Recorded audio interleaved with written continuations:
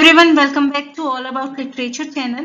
In today's session, we will be talking about Plato. I already uploaded lecture 1 of literary criticism जिसमें हमने discuss किया है types of criticism को। तो आज हम करेंगे, ये हमारा लेक्चर 2 है और आज हम क्लासिकल क्रिटिसिज्म को करेंगे। क्लासिकल क्रिटिसिज्म में जो सबसे फर्स्ट क्रिटिक हम करने वाले हैं वो है प्लेटो। अगर आपने अभी तक लेक्चर 1 नहीं देखा है तो please watch it. Now let's begin today's session with Greek philosopher Plato. सबसे पहले हम बात करेंगे प्लेटो के हिस्टोरिकल बैकग्राउंड की। तो प्लेटो बॉर्न हुए around 428 BC during the final years of golden age of पेरिक्लेस।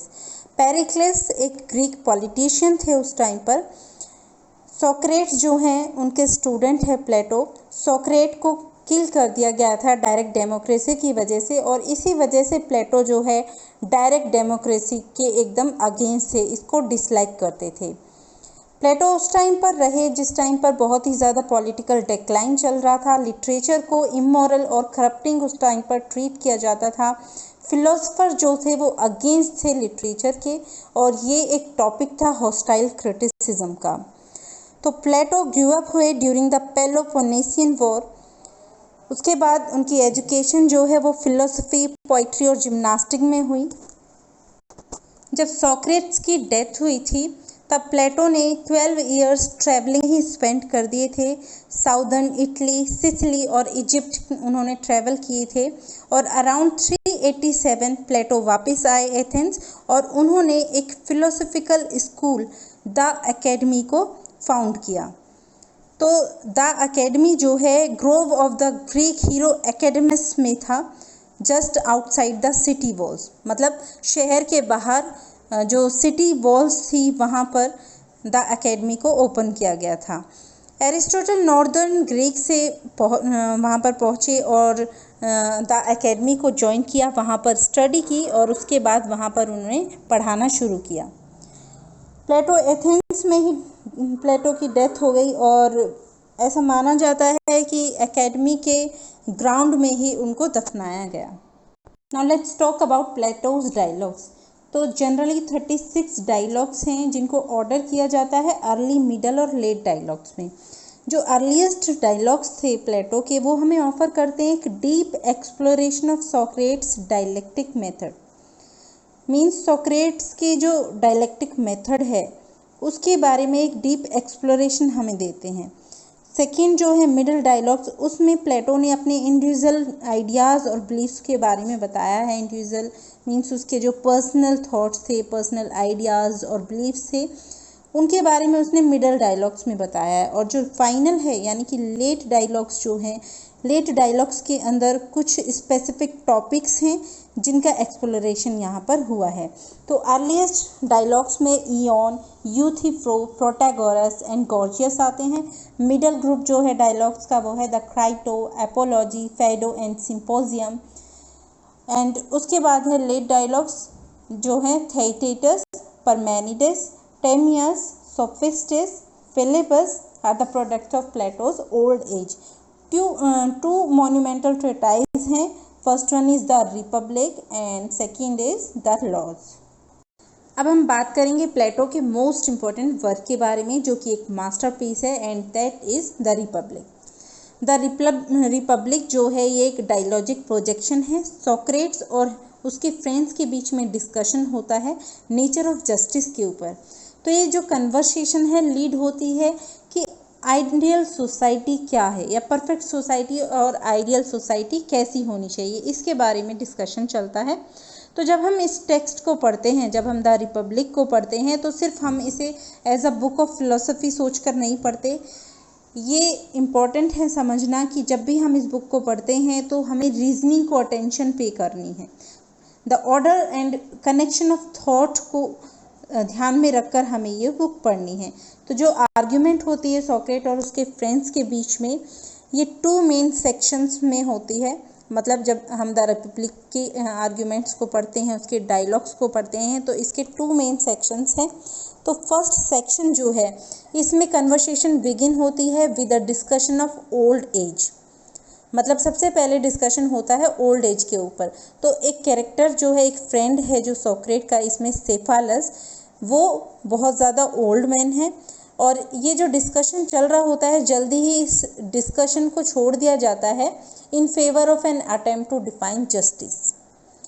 Second जो सेक्शन है उसमें प्लेटो डिस्क्राइब करता है कि वो क्या सोचता है कि एक ह्यूमन सोसाइटी की बेस्ट फॉर्म क्या है, कि आइडियल सोसाइटी क्या है, बेस्ट फॉर्म क्या होनी चाहिए, क्या गुड है, क्या इविल है, एक्सटर्नल ऑर्डर ऑफ सोसाइटी में मतलब क्या अच्छा है, क्या बुरा है, इस सब के ऊपर ये सब थॉट्स जो हैं डिस्कस होते हैं। और वो ये भी बात करते हैं कि जो मिथ और बिलीफ्स हैं वो लिटरेचर में पढ़ाए जाते हैं, कंसीडर किए जाते हैं लिटरेचर में।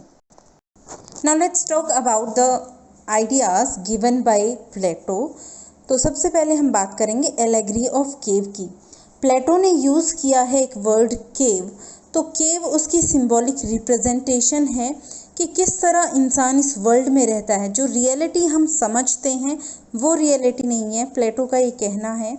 ये जो टू आइडियाज़ हैं स्टोरी के अंदर, two ideas means first idea की जो वर्ल्ड है इनसाइड द केव और second idea the world outside the केव।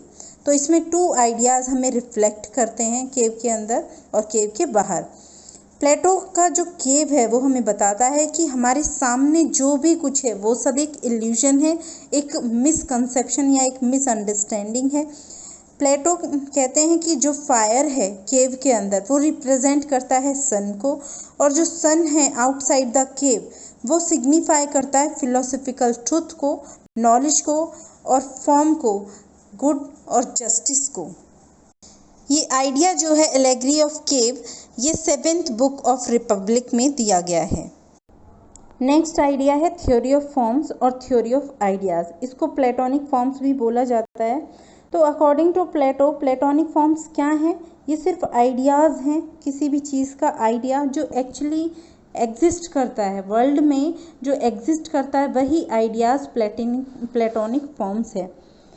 इसके अंदर वो बताते हैं कि जो टीचर का रोल है वो एक मिडवाइफ की तरह है। मिडवाइफ जैसे एक चाइल्ड के बॉर्न होने में मदद करती है, मिडवाइफ मीन्स आया, एक चाइल्ड के बॉर्न होने में जैसे मदद करती है, उसी तरह एक टीचर एज अ मिडवाइफ काम करता है बर्थ ऑफ आइडियाज़ में। तो जो अर्थली थिंग्स हैं जो हम सेंसेस के थ्रू परसीव कर पाते हैं वो फ्लीटिंग है, शेडोई इमेजेस हैं एटर्नल वर्ल्ड की। इट मीन्स कि कुछ भी है, जो भी आइडियाज़ हैं वो हमेशा के लिए रहने वाले नहीं हैं। प्लेटोनिक फॉर्म्स के अंदर सिर्फ इतनी बातें वो बताता है। नेक्स्ट है theory of imitation. According to Plato जो भी आर्टिस्टिक क्रिएशन है वो इमिटेशन की एक फॉर्म है जो कि रियली एग्जिस्ट करती है एक टाइप में जो कि गॉड ने क्रिएट किया है। मतलब कोई भी क्रिएशन है वो पहले से एग्जिस्ट करती है, गॉड ने पहले से उसे बनाया है। वो कहता है कि all art is mimetic by nature. Art जो है एक इमिटेशन है लाइफ की। एंड ही बिलीव्ड कि आइडिया जो है एक अल्टीमेट रियलिटी है। रिपब्लिक के अंदर वो डिस्कस करता है कि कोई भी स्टोरीज़ हैं जो हमारे गार्जियंस ने हमें अर्ली चाइल्डहुड में सुनाई हैं वो सारी भी क्या हैं, वो सारी गॉड की ही क्रिएशन हैं। 10th बुक में वो बताता है कि जो आर्ट है वो यूजलेस है, उसकी कोई सोशल या एजुकेटिव वैल्यू नहीं है और उसको बैन कर देना चाहिए। इसीलिए कहते हैं कि art should be banned from his ideal state.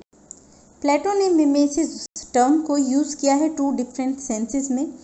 तो एक है जनरल सेंस जो कि है इमिटेशन और एक है पर्टिकुलर सेंस जो है रिप्रेजेंटेशन। रिप्रेजेंटेशन और इम्पर्सनेशन भी हम कह सकते हैं।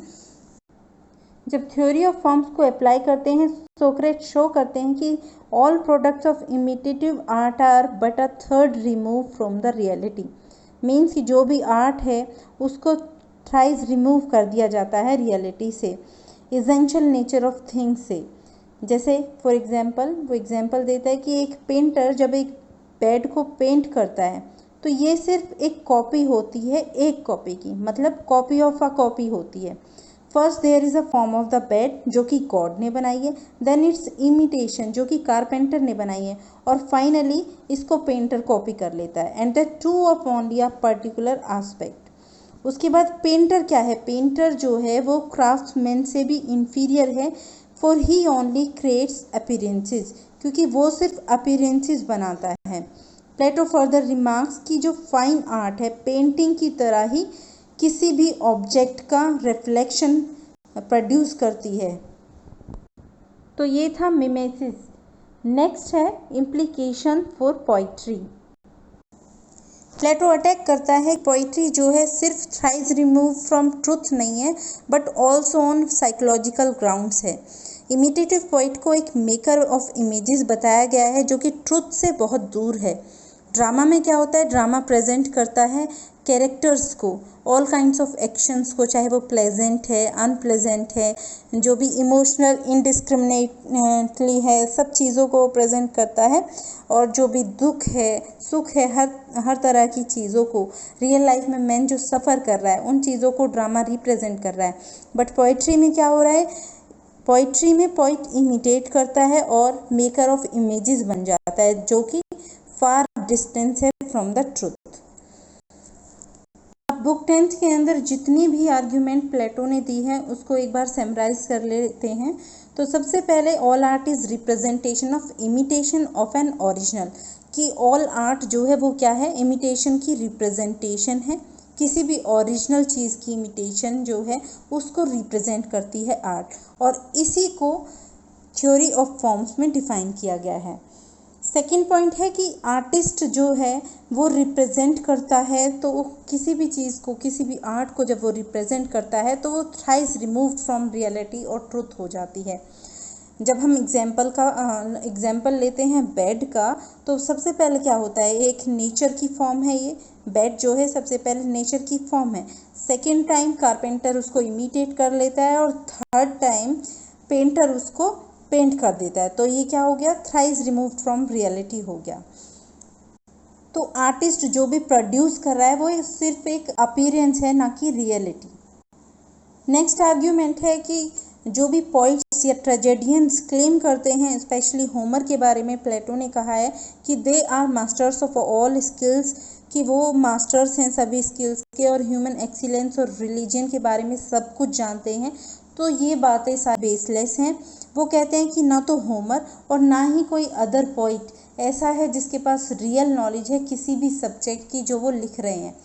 मतलब जो भी कुछ होमर या अदर पोइट्स लिख रहे हैं, चाहे वो वॉर के बारे में है, चाहे वो स्टेटमैनशिप के बारे में है, एडमिनिस्ट्रेशन के बारे में है, या ह्यूमन कंडक्ट के बारे में, किसी भी चीज़ की उन्हें पूरी नॉलेज नहीं है। नेक्स्ट पॉइंट है कि पोइट्री में वर्ड्स, मीटर, रिदम, म्यूज़िक, ये सारी चीज़ें यूज़ की जाती हैं to create a picture, but if you remove these elements तब कोई भी सब्सटेंस लेफ्ट नहीं रह जाता। नेक्स्ट पॉइंट है कि किसी भी चीज़ की वैल्यू जो है वो एक मैन्युफैक्चरर ही जानता है। जो लोग मैन्युफैक्चर कर रहे हैं किसी चीज़ को या किसी भी चीज़ को जो लोग बना रहे हैं, सिर्फ वो उसकी वैल्यू जान सकते हैं, ना कि वो आर्टिस्ट जो कि उसको पेंट कर रहा है या रिप्रेजेंट करता है। मतलब आर्टिस्ट या तो कुछ भी नहीं जानता या बहुत कम जानता है। तो आर्ट ऑफ रिप्रेजेंटेशन जो है हैज़ नो सीरियस वैल्यू। और ये बात सारी ट्रेजिक पोइट्री, एपिक और ड्रामेटिक पोइट्री या ड्रामेटिक सीन्स के लिए भी उसने कहा है। उसके बाद वो कंक्लूड करता है कि जो ट्रुथ है वो बहुत लो डिग्री का ट्रुथ है, डील करता है लो एलिमेंट्स से जो हमारी माइंड में है, एक ऑडियंस के माइंड को जो करप्ट कर देते हैं। पोइट्री ऑफ प्लेजर और पोइट्री ऑफ ग्रीफ जो है, दोनों को ही प्लेटो ने अपने आइडियल स्टेट से कास्ट आउट कर दिया है, so that pain and pleasure जो हैं वो लॉ और रीज़न का प्लेस नहीं ले सकते। In short, the poet will be banished. So that's it for today. I hope आपको वीडियो पसंद आई होगी। अगर पसंद आई है तो please like, comment and share the video and please subscribe the channel if you are new over here. And अगर आपको पीडीएफ या न्यू अपडेट से रिलेटेड कोई भी इंफॉर्मेशन चाहिए तो please join our telegram channel, link description box में mention है। Thank you so much for watching.